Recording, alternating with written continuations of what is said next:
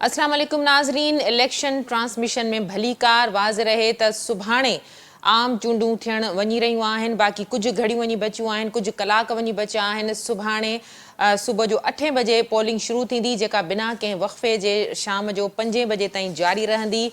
8 February 2024 जे आम चूंडुनि जे हवाले सां जेकॾहिं सियासी पार्टियुनि जी चूंड मुहिम जे हवाले सां ॻाल्हि कजे त सियासी पार्टियुनि पारां भरपूर क़िस्म जा जलसा, रैलियूं, गॾिजाणियूं, कॉर्नर मीटिंग्स ऐं मुख़्तलिफ़ क़िस्म जा इज्तिमा कया विया ऐं पंहिंजो मंशूर अवाम जे अॻियां रखियो वियो, जंहिंजो वक़्तु राति जो 12 बजे ख़तमु थी चुको आहे। राति 12 बजे खां पोइ न रुगो चूंड मुहिम बंदि थी वई आहे, पर सियासी पार्टियूं कंहिं बि क़िस्म जी सियासी एक्टिविटी में सियासी जेके उम्मीदवार हिसो न वठी सघंदा। सुभाणे जे चूंड जे हवाले सां जेकॾहिं ॻाल्हि कजे त सिक्योरिटी जा हाई अलर्ट इंतज़ाम कया विया आहिनि। जीअं जीअं चूंडूं वेझो ईंदियूं रहियूं तीअं तीअं मुल्क में दहशतगर्दी जा वाक़िया पिणु वधंदे नज़र आया। 10 फ़ौजी जवाननि जी शहादत खां पोइ अॼु जेको बलोचिस्तान जे ॿिनि सूबनि में धमाका थिया आहिनि, उन में हिन वक़्त ताईं जेके इतला आहिनि 24 खां वधीक माण्हू इन में पंहिंजूं हयातियूं विञाए चुका आहिनि। पहिरियों धमाको पशीन जे इलाइक़े खानोज़ई में ऐं ॿियो धमाको क़िला सैफुल्ला में JUIF जे ऑफिस जे ॿाहिरां थियो, जिते आज़ाद उम्मीदवार जी ऑफिस हुई असफंयार काकड़, जेको हिन चूंडुनि में आम चूंडुनि में आज़ाद उम्मीदवार जी हैसियत में चूंड विड़ी रहियो आहे, जेको उन वक़्तु पंहिंजे ऑफिस में मौजूदु न हो।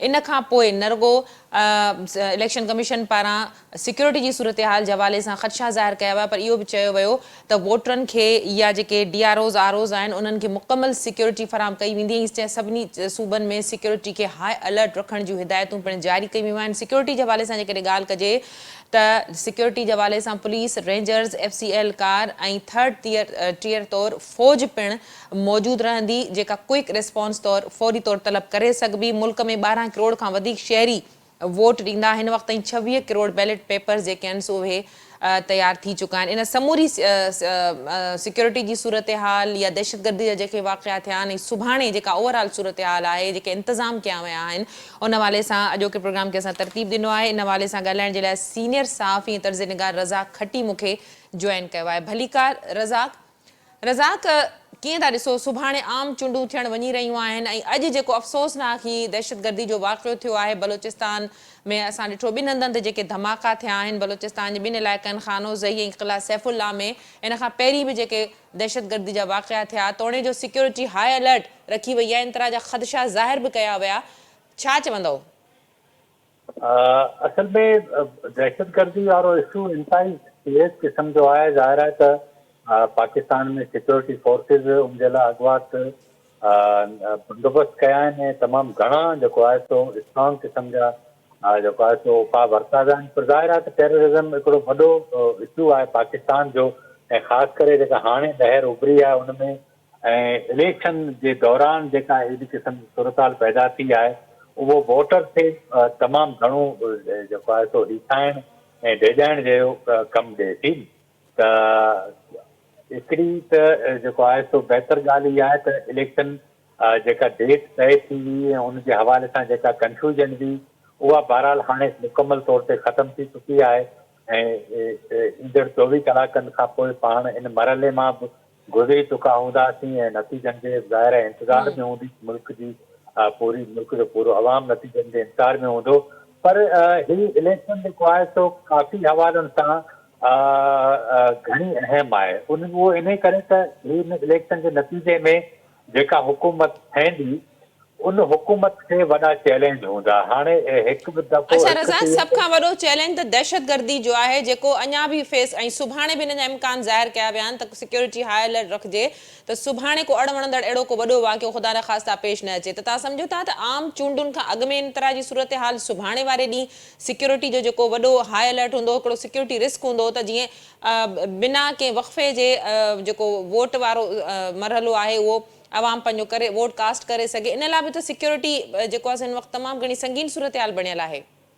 हा, सभिनी तव्हांजी ॻाल्हि ठीकु आहे, पर ॾिसो न ॻाल्हि इहा आहे त को बि मुल्क जो बाशऊर माण्हू या को बि आम माण्हू कतई नथो चाहे त उनजी जेका मामूल जी ज़िंदगी आहे उनमें का रुकावट अचे। टेररिज़म त तमामु घणी ख़तरनाक ॻाल्हि आहे, उनजा ख़दशा बहरहाल मौजूदु आहिनि। पर उनजे बावजूदि हाणे जेकॾहिं को माण्हू पंहिंजे पाण ते बम ॿधी पाण खे उॾाए थो छॾे, इहो सिक्योरिटी फोर्सिस जे लाइ तमामु घणो मसइलो हूंदो आहे। त उनखे कीअं जेको आहे सो हल करे। हाणे ॾिसो 3-4 लेयर आहिनि, हिन में एक पुलिस आहे, पोइ बलूचिस्तान में ख़ासि करे लेवीज़ उहे आहिनि, रेंजर्स आहे, फौज आहे, त उनजे बावजूदु जेकॾहिं अहिड़ा वाक़िया थी था वञनि त इहो मामिलो तमामु घणो संगीन आहे। ऐं उन खे पाण जंहिं सूरत हाल मां पाकिस्तान गुज़रियो आहे, ऐं बदकिस्मती इहा थी त गुज़िरियल हुकूमतनि में बि जेके नेक्सा वग़ैरह हुआ, उनजा जेके बायलाज कया या SOP कयूं, उन ते बि उन्हनि हुकूमतूं अमल न करे सघियूं। ईंदड़ हुकूमत उनखे कीअं सियासी तरीक़े सां डील करे थी, इहो बहरहाल उन हुकूमत जे लाइ चैलेंज हूंदो। पर उन सां गॾोगॾु मूं ॿिए चैलेंज जी ॻाल्हि पे कई, उहो आहे असल में फाइनेंशियल इशू जो। हाणे हिन वक़्तु पाकिस्तान ते 5,700 अरब रुपयनि जो सर्कुलर डेट थी वियो आहे सिर्फ़ु एनर्जी वारो।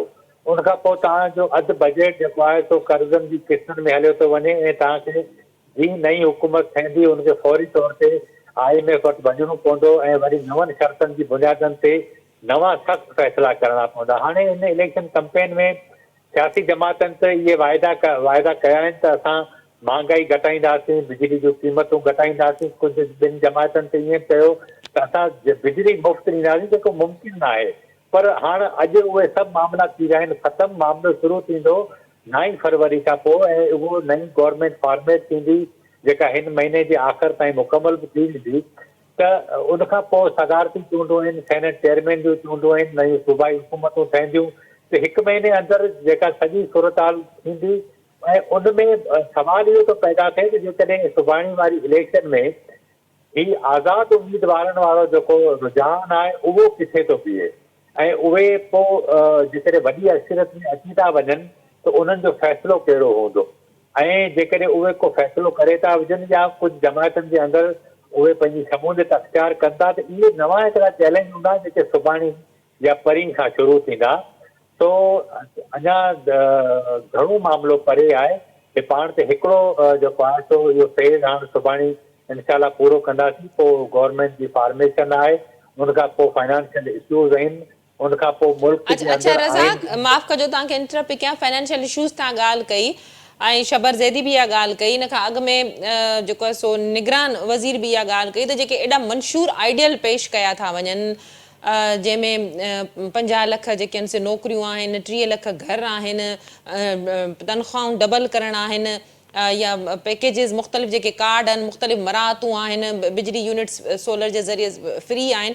इहे सभु शयूं जिन ते जेके मंशूर अवाम ताईं सियासी पार्टियूं हिकिड़ो आइडियल मंशूर ॾियनि थियूं, उन ते पोइ कीअं अमल थी सघंदो? जेका हिन वक़्तु तव्हां सूरत हाल ॿुधायो था, पाकिस्तान खे वॾा हिन वक़्तु चैलेंजिस आहिनि ईंदड़ हुकूमत जे लाइ, त इहे चैलेंजिस इहे बहिरानी सूरत में बीठल आहिनि अञा हिन वक़्तु ई कर खणी। त कीअं मुमकिन थी सघंदो त अवाम सां जेके वाइदा कया विया आहिनि उहे हुकूमत जॾहिं मिलंदी, इक़्तिदार जॾहिं मिलंदो, त उन्हनि खे मुमकिन बणाए सघिजे? न मूंखे मुमकिन नज़र नथा अचनि। तव्हां जेकॾहिं इन्हनि समूरनि जमायतनि जा जेके मंशूर आहिनि उनजो गहराई सां जेकॾहिं तव्हां मुतालो करियो त इहो मुमकिन ई कोन्हे त हू को बिजली ॾेई सघनि, इहो मुमकिन ई न आहे त को पघारूं वधाए सघनि। हिन वक़्तु ते ॾिसो पाकिस्तान जो जेको इंतिज़ामी ढांचो आहे उहो ख़ुदि सॼे निज़ाम ते बोझ बणियल आहे, उहो अवाम खे डिलीवर नथो करे सघे। ऐं उनजी ख़ासि करे जेका एलीट ब्यूरोक्रेसी आहे उन जूं जेके सहूलियतूं आहिनि, उन जूं जेके मराहतूं आहिनि, उनजा जेके पघार आहिनि, उन त पाकिस्तान जो सॼो ॿेड़ो ॿोड़े छॾियो आहे। ठीकु आहे, इहे पघारूं एतिरियूं खणनि, असां वटि प्राइवेट इदारनि में उहे इदारा पंहिंजनि मुलाज़िमनि खे तमामु घणियूं मराहतूं ॾियनि था, इंसेंटिव ॾियनि था, पर उनजे बदिले में हू उनखां उहे फैसिलिटीज़ यानी उहे सर्विसिस वठनि था जेके उन इदारे खे वधीक स्ट्रॉन्ग कनि थियूं। पर पाकिस्तान में सरकारी मशीनरी खे जेके सहूलियतूं मिलनि थियूं उनजे बदिले में पाकिस्तान जी जेको निज़ाम आहे उनजी जेको पब्लिक खे जेका सहूलियत मिलणु घुरिजे उहा नथी मिले। तो ही सॼो मफ़रूज़नि ते ॿधल मंशूर हुया। मूंखे ॿुधायो त समूरनि जमातनि मज़मूर कार्ड ऐं इन क़िस्म जा कार्ड ॾियण जी ॻाल्हि कई आहे। कहिड़ी जमात इहा ॻाल्हि कई आहे त असां पाकिस्तान जे अवाम खे ख़ुददारी जी बुनियादनि ते पंहिंजे पेरनि ते धारींदासीं, असां उनखे इहो सेखारींदासीं त उहो उनखे मच्छी ॾियण बदिरां मच्छी पकड़णु जलणु सेखारींदासीं त जी पंहिंजे पेरनि ते उहे पाण बीहनि। हाणे इन सॼी सूरत हाल जे अंदरि जेकॾहिं अवां खे रुॻो फ़क़ीर ई ठाहिणो आहे अवाम खे, अवां उन्हनि खे ख़ैरात ते हिराईंदो त इहो पिन प्रोग्राम केतिरो वक़्तु तव्हां जारी रखी सघंदो? तो हिननि सॼो असल सची ॻाल्हि इहा आहे त हिननि सॼो ड्रामो कयो, सॼो मज़ाक़ कयो, पर बदकिस्मती इहा आहे त असां वटि हाणे रिसर्च नथी थिए, कुझु इदारनि इन ते सभु शयूं कयूं बि आहिनि, पर उहे उनखे जेतिरी पज़ीराई मिलणु घुरिजे उहा कोन थी आहे। सियासी जमातुनि खां जेकॾहिं पुछियो वञे त बाबा अवां 200 या 300 यूनिट लाइफ लाइन जेके यूज़र आहिनि उन्हनि खे ॾींदो, त उहो 70% लाइफ लाइन यूज़र आहे। 70% यूज़र जेको आहे उनखे जेकॾहिं तव्हां ॾियो ई 200-300 यूनिट था, त बाक़ी तव्हांजो एनर्जी क्राइसिस किथां पूरो थींदो? 5,700 अरब रुपया। असल मसइलो इहो आहे त बुनियादी जेके मामला आहिनि उहे सभु आवाम खां लिकाया था वञनि, ऐं हिन निगरान गवर्नमेंट 2400 अरब रुपया कर्ज़ खयो आहे। नई हुकूमत खे उहो बि जेको आहे सो जेके असांजा लोकल बैंक आहिनि उन्हनि खे पे करणा पवंदा। पाकिस्तान में जेके वापारी सरगर्मियूं आहिनि उहे न पियूं थी सघनि। स्टेट बैंक जो जेको इंट्रेस्ट रेट आहे उहो राउंड अबाउट 22% आहे। हाणे हुन में मूंखे ॿुधायो त कहिड़ी पार्टी आहे, कहिड़ी धुर आहे जेको कर्ज़ खणी पंहिंजी इंडस्ट्री लॻाए, दुकान खोले ऐं सॼी सूरत हाल जे अंदरि कारोबारी सरगर्मियूं थियनि। तो हीउ सॼो हिननि इतफ़ाक़ इहो आहे त हिननि उन कमु कयो आहे त रुगो आवाम जा कन ख़ुशि करण जी ॻाल्हि कई आहे, बाक़ी मूंखे त प्रैक्टिकल नज़र नथो अचे। अच्छा रज़ाक, जेकॾहिं नतीजनि जे हवाले सां उमेद कजे थी त जेके सुभाणे जेको चूंड अमल आहे, वोट जॾहिं माण्हू कास्ट कंदा त सॼे मुल्क में उहो पुरअमन तरीक़े सां थी सघे, सिक्योरिटी जा बहितर इंतज़ाम हुजनि। पर जॾहिं असां ॾिठोसीं 2018 में RTS या उन खां अॻु में नतीजनि जे हवाले सां हमेशह सियासी पार्टियुनि जी किराए हूंदी आहे ऐं उन्हनि खे शिकायतूं हूंदियूं आहिनि। हिन वक़्तु जेको इलेक्शन कमीशन जेको स्पेशल सॉफ्टवेयर जी EMS जी ॻाल्हि कई आहे, उन हवाले सां छा चवंदो? फ़िलहाल त हाणे ज़ाहिर आहे त अञा उन जेको हिननि सिस्टम ठाहियो आहे उनजी त ख़बर पवंदी सुभाणे राति जो। ऐं तव्हांखे यादि हूंदो त RTS बि खयो, उहो बि ओचितो वेही रहियो हो। तो हिन दफ़े बहरहाल सूरत हाल थोरी मुख़्तलिफ़ इन करे बि आहे त पाकिस्तान में मीडिया सॉरी जेको डिजिटल टेक्नोलॉजी आहे उन जी वधीक तरक़ी थी आहे ऐं हिन कोशिशि बि कई आहे। इलेक्शन कमीशन जी साख जो बि बहरहाल वॾो सुवालु आहे, जॾहिं त ॿियनि धुरियुनि जेके ॿी सियासी धुर बि जंहिंखे दीवार सां लॻायो वियो आहे उनजा सभु मामला हल बि थी विया आहिनि। सो हाणे उनखां को एॾो घणो थ्रेट कोन्हे, त मुंहिंजो ख़्यालु आहे शायदि इहो सिस्टम कमु करे वञे। तो ॾिसणो इहो आहे त अञा बहरहाल अञा पाण 24 कलाक आहिनि, उनखां पोइ पोलिंग जो वक़्तु ख़तमु थींदो ऐं राति जो 12-1 वॻे खां पोइ जॾहिं नतीजा अचणु शुरू थींदा उनखां पोइ ई पाण अंदाज़ो लॻाए सघंदासीं त इहो जेको सिस्टम आहे हिन जी क्रेडिबिलिटी केतिरी आहे। वॾी महिरबानी रज़ाक खटी, तव्हां पंहिंजो तर्ज़ियो ॾियण लाइ असांखे प्रोग्राम में जॉइन कयो। नाज़रीन, सीनियर सहाफ़ी तर्ज़े निगाह रज़ाक खटी असां सां गॾु हो। यकीनन सिक्योरिटी जी जेका सूरत हाल आहे, जेके दहशतगर्दी जा वाक़िया थियनि पिया मुसलसल, अॼु हिकिड़ो अफ़सोसनाक वाक़ियो थियो आहे जंहिंमें पिणु क़ीमती इंसानी जाननि जो ज़ियान थियो आहे। चूंडनि खां हिकु ॾींहुं अॻु में कुझु कलाक पहिरीं इन तरह जा वाक़िया थियणु यकीनन हिकिड़ो वॾो अलमियो आहे। तोड़े जो इन जा ख़दशा ज़ाहिर कया पिया विया मुसलसल।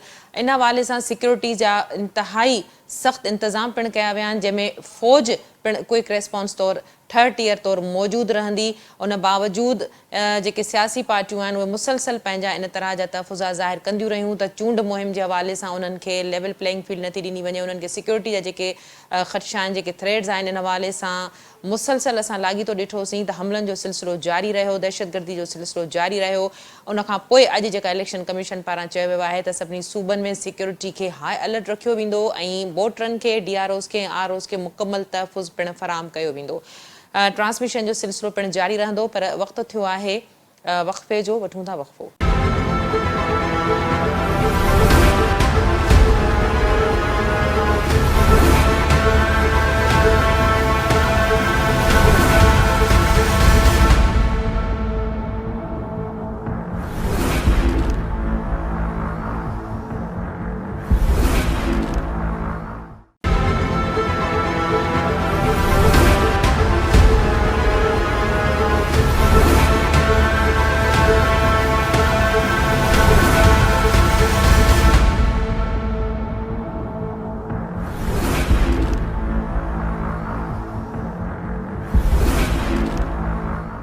वेलकम बैक नाज़रीन। प्रोग्राम जे सिलसिले खे अॻिते वधाईंदासीं, ॻाल्हि कंदासीं सुभाणे थींदड़ चूंडुनि जे हवाले सां। वाज़े रहे त सिक्योरिटी जे हवाले सां जेकॾहिं ॻाल्हि कजे त केतिरा ई थ्रेड्स मौजूदु हुजण जे बावजूदु सख़्तु इंतज़ाम हुअण जे बावजूदु असां ॾिठोसीं त मुख़्तलिफ़ वक़्तनि ते अणवणंदड़ इंतरा जा दहशतगर्दी जा वाक़िया थिया। वॾो वाक़ियो अॼु चूंडनि खां हिकिड़ो ॾींहुं अॻु में जेको बलूचिस्तान में थियो आहे, बलूचिस्तान जे ॿिनि इलाइक़नि में जेके धमाका थिया जंहिंमें 24 खां वधीक माण्हू हिन वक़्त ताईं फौत थी चुका आहिनि। इन हवाले सां इलेक्शन कमिश्नर पारां चयो वियो आहे त सिक्योरिटी खे सुभाणे पोलिंग वक़्त दौरान इंतिहाई हाई अलर्ट चइनी सूबनि में रखियो वेंदो ऐं जेको अमलो आहे या DROs ROs या वोटरनि जे तहफ़ुज़ खे यकीनी बणायो वेंदो।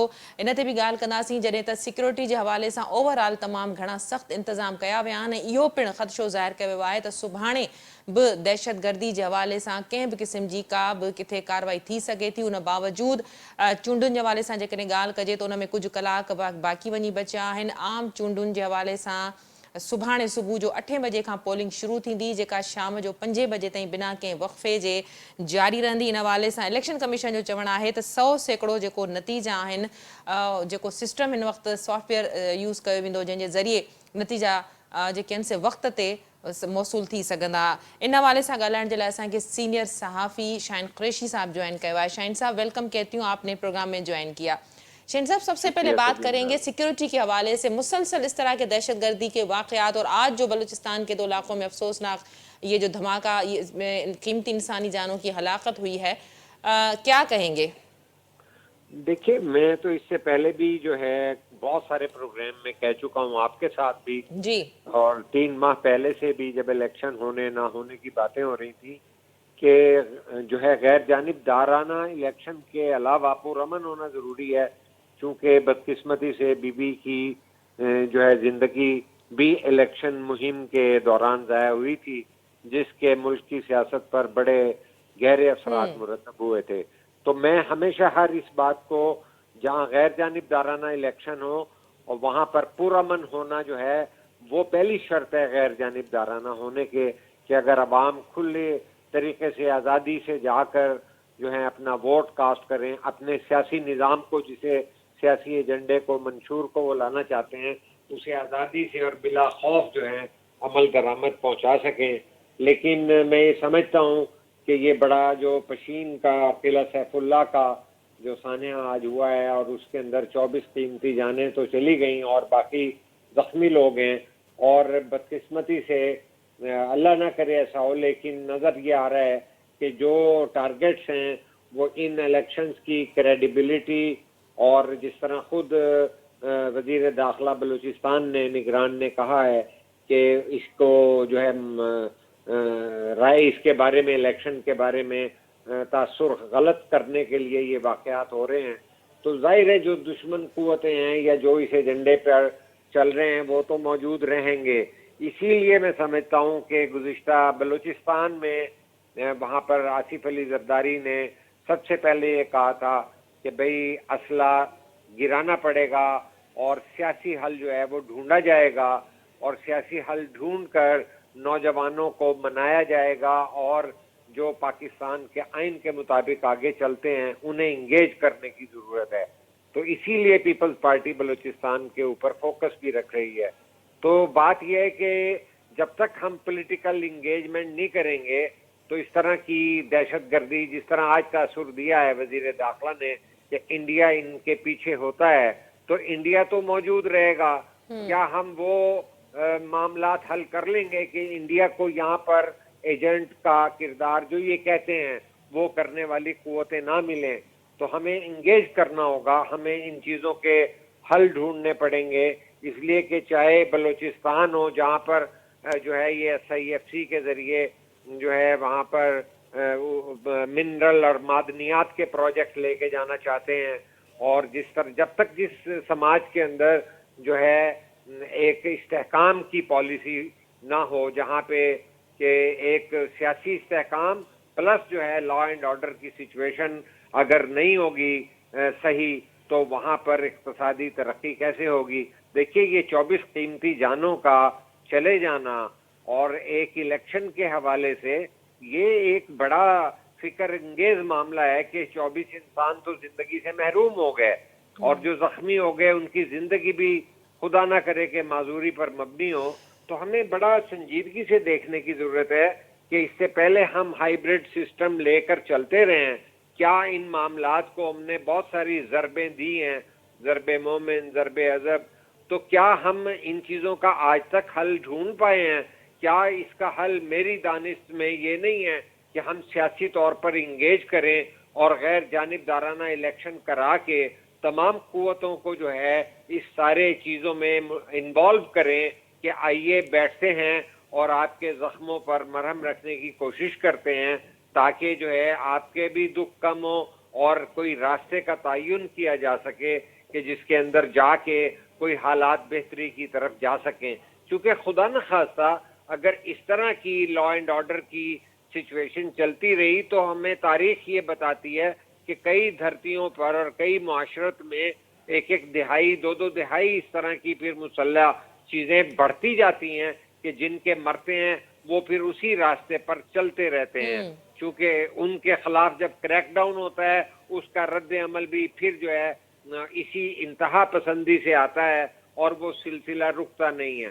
تو میں یہ سمجھتا ہوں کہ جس وقت آج ملک کے اندر کل جو ہے ایک الیکشن ہونے چاہ رہے ہیں تو ہمارے جو مفکرین ہیں یا وہ لوگ صاحب بان جن کے ہاتھ میں اقتدار اور اداروں کی قوت ہے اور جو میٹر کر رہے ہیں انہیں اس چیز کو گہرائی کے ساتھ اور جو ہے نا سنجیدگی سے دیکھنا چاہیے کہ کیا دنیا میں کہیں ان چیزوں کا فوجی حل اور اس طرح کا طاقت کی اور یا اس طرح کی شاہین صاحب معاف کیجئے کہ آپ کو انٹرپٹ کر رہی ہوں. کل کے حوالے سے اگر بات کی جائے, سیکیورٹی کے فل پروف انتظامات کیے گئے ہیں, پولیس, رینجرز, ایف سی اہلکار اور فوج بھی کوئک ریسپانس کے طور پر, تھرڈ ٹیئر کے طور پر اپنے فرائض انجام دے گی, لیکن اس کے باوجود کل کی صورتحال پہ انتظام تو جی آج بھی تھے. جی یہ تو میں بدقسمتی کہہ رہا ہوں, اللہ نہ کرے ایسا ہو, لیکن آج کا دن بھی تو بھی پورا سالم پڑا ہے نا کہ اگر کوئی ایسی منفی قوتیں موجود ہیں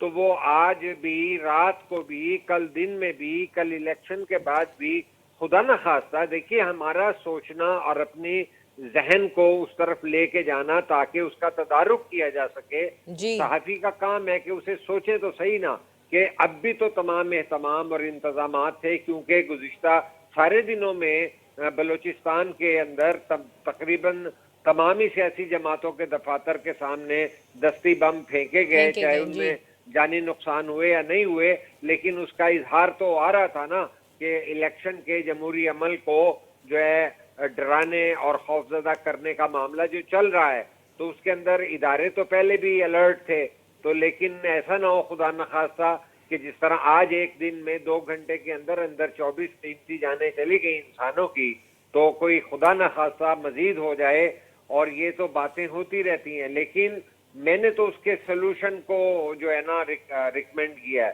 سلوشن یہ ہے کہ جب تک آپ پولیٹیکلی انگیج نہیں کریں گے, اور خدا نخواستہ کل کو اگر اس الیکشن کو متنازع بنا دیا گیا اور یہ ٹرانسپیرنٹ نہ ہوا تو اور بہت سارے ناراض ایلیمنٹ جو ہیں معاشرے میں بڑھ جاتے ہیں, جو ڈسسیٹسفائیڈ ایلیمنٹ ہوتا ہے, اس کے نتیجے میں اور جو ہے بے چینی اور اس طرح کی فضا پیدا ہو جاتی ہے کہ جس میں حالات جو ہیں پولیٹیکلی استحکام کے ساتھ آگے نہیں چلتے.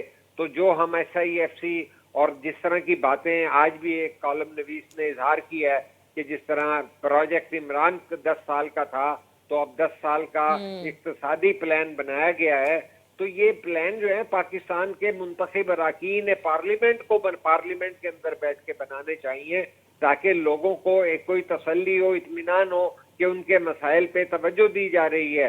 لوگوں کی محرومیاں ہیں, غربت ہے, مہنگائی ہے, بے روزگاری ہے, تو جب ان چیزوں کا حل نہیں کرتے سماج میں بے چینی ہوتی ہے تو پھر ان کے ساتھ کھلواڑ ہوتا ہے. پھر اس طرح کی جو ہے نا سرگرمیاں جو ہیں ان کو جو ہے پذیرائی ملتی ہے اور وہ جو ہے کھیلنے والے اس طرح کی سیاسی صورتحال سے کھیلتے ہیں کہ جب غربت اور محرومی ہو. تو میں تو یہ سمجھتا ہوں کہ ہمارا تو میسج یہ ہے جو ہم 50 سال سے پاکستان کی صحافت میں دیکھ رہے ہیں کہ کاش ہمارا ملک جو ہے اس ڈگر پہ چل پڑے جو ترقی کی, امن کی اور سب کی شمولیت کا راستہ ہو, تاکہ ہمارا ملک بھی جو ہے وہ ایک مثبت سمت میں آگے جا سکے. ہمارے نوجوان نسل جو ہے وہ اپنے ملک کے معاملات کے اندر آئیں. اس کے لیے بہت زیادہ ضروری ہے کہ یہ غیر جانبدارانہ الیکشن ہونے چاہیے اور کوئی بھی قوت حق نہیں رکھتی کہ وہ ہائیبریڈ پلس یا کوئی 10 سال کا منصوبہ لے کر آگے آئے. شاہین صاحب درست فرمایا آپ نے. ہم سب کی یہی دعا ہے کہ انتخابات پرامن ہوں اور ملک درست سمت کی طرف چلنا شروع کر دے. یہ بتائیے گا نتائج کے حوالے سے بڑا کانفیڈنٹ ہے الیکشن کمیشن, 100% ان کا کہنا ہے کہ نتائج میں دیر نہیں ہوگی. آپ کو پتا ہے آر ٹی ایس سسٹم کا, اس کے بعد اب جو special E M S software کے ذریعے جو نتائج آئیں گے. یہ بات درست ہے, لیکن اس کے پورے منظر کو اگر ایمانداری کے ساتھ دیکھا جائے تو الیکشن کے اندر صرف رزلٹ نہیں ہوتا, الیکشن سے پہلے بھی جو ہے لیول پلینگ فیلڈ نہیں دیا گیا اور اس سے تاثر بدقسمتی سے یہ پھیل گیا کہ جن لوگوں کو باہر سے لایا گیا, جنہیں پہلے نکالا گیا تھا, ان کے لیے راہ ہموار کی گئی. اور پھر جس طرح گزشتہ جو ہے بانی چیئرمین پی ٹی آئی کے لیے راستہ ہموار کیا گیا تھا اور 9 مئی کے بعد جب ان کے ایجنڈے کو کلوز کیا جا رہا ہے تو کسی اور نئے آدمی کو ایجنڈے پہ لا رہے ہیں, تو وہ لیول پلینگ فیلڈ کے اوپر اعتراضات پہلے بھی ہیں. تو وہ ابھی بھی جتنا بھی معاملہ گزر گیا کہ کسی کو جلسہ احتجاج کارنر میٹنگ یا اس طرح اجازت نہیں دی گئی, لیکن میں نہیں سمجھتا کہ یہ ریڈیں پڑنا یا لوگوں کے گھروں پہ چھاپے یا جو ہیں پولنگ ایجنٹس کو جو ہے پریشان یا ہراساں کرنا, یہ چیزیں اگر آج بھی روک دینے کا احکامات دے دیے جائیں تو ایکسیپٹیبلٹی آف الیکشن ہو جائے گی. اور پھر اگر الیکشن کمیشن ہمیں یہ یقین دہانی کرا رہا ہے کہ الیکشن مینجمنٹ سسٹم کے تحت پکچر بنا کر وہ جو ہے آر او کو بھیج دیں گے تو وہ بڑی اچھی بات ہے. ان چیزوں کی تو ہم تعریف کریں گے, لیکن ہمیشہ ہوتا یہ ہے کہ جو دعویٰ کیا جاتا ہے اس کے مطابق جو ہے صورتحال بھی نظر آنی چاہیے, کیونکہ کسی نہ کسی صورت میں خدا نہ کرے کہ کوئی ہنگامے ہی کی بنیاد پر انٹرنیٹ بٹھا دیے جائیں اور کوئی اس طرح کے جو ہیں میں پھر دوبارہ یہی کہوں گا کہ اللہ نہ کرے, لیکن اس طرح کی چیزوں کے امکانات کو آپ رد نہیں کر سکتے جب تک نیت نہ ہو ایک انٹلیکچوئل آنیسٹی کے ساتھ پرامن انتخابات کا بغیر کسی ایجنڈے کے آزادانہ غیر منصفانہ اور جو ہے غیر جانبدارانہ انتخابات اگر کرائے جائیں گے, لوگ اسے ایکسیپٹ کرتے ہیں. لوگوں کا شعور ہوتا ہے کہ اگر کوئی جو ہے پولنگ اسٹیشن میں جاتا ہے اسے کوئی دشواری نہیں ہوتی تو وہ ٹرینڈ دیکھ رہا ہوتا ہے, اور وقت پہ اگر الیکشن کا رزلٹ بھی آ رہا ہو اور فارم 45 پہ تمام پولنگ ایجنٹس کے دستخط بھی موجود ہوں اور ان پولنگ ایجنٹس کو باہر بھی نہ نکالا جائے تو پھر امکانات جو ہیں ایک متنازع رزلٹ کے وہ تو ختم ہو جاتے ہیں نا, کہ جب تمام کی شمولیت اور ان کی تسلی کے مطابق ایک ضابطے کے تحت کام ہو. ضابطے تو موجود ہوتے ہیں لیکن جو ایکسٹرا ضابطوں کے جو ہے فیکٹر بعد میں آ جاتے ہیں, جو پہلے آر ٹی ایس کے بیٹھنے کے اور اس طرح کے ہوئے تھے, تو دودھ کا جلا چھاچھ پھونک کے پیتا ہے کہ یقین دہانی تو کرائی گئی ہے, لیکن کیا ہم بطور آزاد صحافی کے یہ کہہ سکتے ہیں کہ پی ٹی آئی نے جو بھی 9 مئی کو کیا وہ قابل مذمت ہے, لیکن کیا پی ٹی آئی کے وہ لوگ جو اس 9 مئی کے واقعے سے باہر تھے ان کو آزادانہ الیکشن میں حصہ لینے کی اجازت دی گئی؟ میں نہیں سمجھتا کہ ان کو آزادانہ الیکشن میں حصہ لینے کی جو ہے اجازت دی گئی. اور یہاں پر تو دیگر پارٹیاں جو کہ پی ڈی ایم یا پچھلے 16 ماہ کی حکومت میں تھی جس میں پیپلز پارٹی بھی تھی, وہ بھی لیول پلینگ فیلڈ کے اوپر اعتراضات کرتے رہے. اور پنجاب کے اندر جو لوگ نون لیگ سے پیپلز پارٹی میں آنا چاہتے تھے ان کا بھی پرابلم ہوا. وہ پروٹیسٹ کی ویڈیو بھی دیکھی ہوں گی کہ جب پیپلز پارٹی کے بینر جو ہیں وہ ضلعی انتظامیہ جو ہے سرکاری ٹرکوں سے اتار رہے تھے تو ان کے ایک صوبائی امیدوار جو ہے ٹرک کے آگے لیٹ گئے, اور کل ٹیلی ویژن پہ میں نے دیکھی وہ چیز, نہ صرف سوشل میڈیا پہ. تو کہنے کا مقصد ہے کہ یہ اچھی بات ہوگی کہ الیکشن مینجمنٹ سسٹم جو ہے بر وقت رزلٹ دے دے, لیکن اس کے پیچھے اگر نیت ہماری جو ہے صاف ہے تو پھر اس طرح کی چیزیں جو ہیں وہ متنازع نہیں ہوں گی. بس شاہین صاحب ہم لوگ دعائی کر سکتے ہیں کہ غیر جانبدارانہ اور شفاف طریقے سے کل جو ہے وہ پولنگ ہو تاکہ لوگ ووٹ صحیح سے کاسٹ کر سکیں اور شفاف طریقے سے نتائج عوام تک پہنچ سکیں تاکہ ملک جمہوری سمت کی طرف اپنا سفر رواں دواں رکھے. بہت شکریہ آپ نے اپنا موقف دینے کے لیے پروگرام میں جوائن کیا. ناظرین اتنے پروگرام جو وقت پڑے پہنی پجانی تے پہتو ایندڑ پروگرام تنیدہ اجازت. اللہ بائی.